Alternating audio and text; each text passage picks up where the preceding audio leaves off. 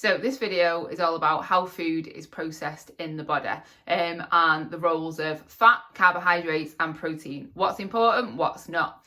So a lot of people kind of want to stay away from carbs, want to do low fat, and then don't really understand protein. So I'm going to go through each one, explain their role and how it works in the body, and obviously why it's important to have a varied diet of all three and not to cut any out.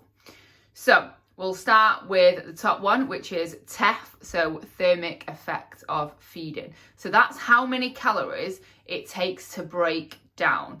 So for fat, it's 5 to 10% of the calories. So out of 100 calories of fat, it's only going to take probably about 5 to 10 of those calories. The reason being, it's very easily converted to body fat. It's the closest thing to body fat, so the body doesn't really have to do a lot of processing with it. Then when you go to carbohydrates, it's about 10 to 15%. So out of every 100 calories, 10 to 15 calories are used in that process of breaking it down. Then when we get to protein, protein is the macronutrient that is the hardest to be broken down by the body. So it's got about a 30% thermic effect of feeding. So that means 30 calories out of every 100 is used just to break it down through the body. So as you can see, each one has got a different percentage, obviously because it's harder to either digest or it's easier to digest. So what happens to the fat? Like I've just said, it's very easily converted to body fat. So if you go into a surplus of calories, your body will use the body fat, the dietary fat that you have eaten and convert that into body fat first. Carbohydrates, when eaten, are converted into glucose. The glucose is stored in your muscles, your brain and your liver as glycogen, and then that is used as your daily energy. Protein, that is converted into amino acids, and then that is used to repair muscles, your hair, your skin, your nails, create new muscle tissue, along with loads of other stuff. So people might think, oh, well, if fat is converted to body fat quite easily, I will drop it quite low in my diet. So any calories over your daily limit that your body needs will be converted to body fat regardless. So fat is important for some fat soluble vitamins. So A, D, E and K are the fat soluble vitamins.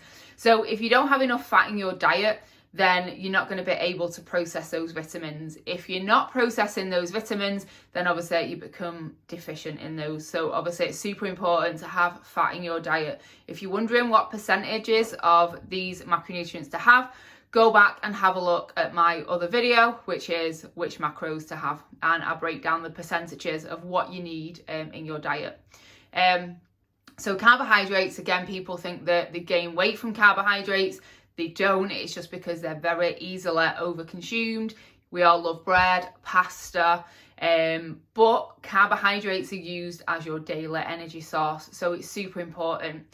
Anyone that does like a low carbohydrate diet might find that their brain is a little bit foggy, and if you go up one, you'll see that the glucose is stored in the brain. Your brain also runs off carbohydrates, so when you drop low with the carbohydrates, your brain might get a little bit foggy. You might struggle to think or do things on a daily basis because your carbohydrates is too low. So super important to keep them in. Obviously the protein, I've already said, it's used for all those repair processes, creating new muscle tissue. So again, super important to have in your diet. So with the fat, because I did say, that's a thing that's going to be used to convert to body fat, because it is the closest to body fat.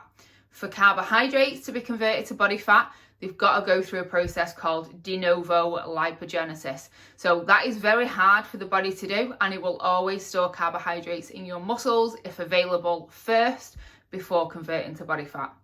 Same with protein. To convert that to body fat, it's got to go through a process called gluconeogenesis. So it converts the protein into glucose, which is a carbohydrates, and then it obviously goes through that process of de novo lipogenesis to then obviously turn it into body fat.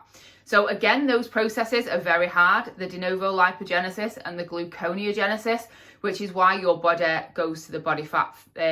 The dietary fat in your body first to obviously convert it, because it's the easiest thing and it's the closest thing. Hopefully I've given you the answers of why you shouldn't cut out any of these, why you shouldn't cut out fat just because it's the easiest converted, why you shouldn't cut out carbohydrates, and why it is super important to have protein in your diet for that thermic effect of feeding, as well obviously the repair processes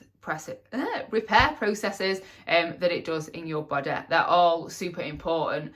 Keep a level of each one in your diet. If you've got any questions on this video, if I've confused you with anything, feel free to send me a message and I will give you the answers.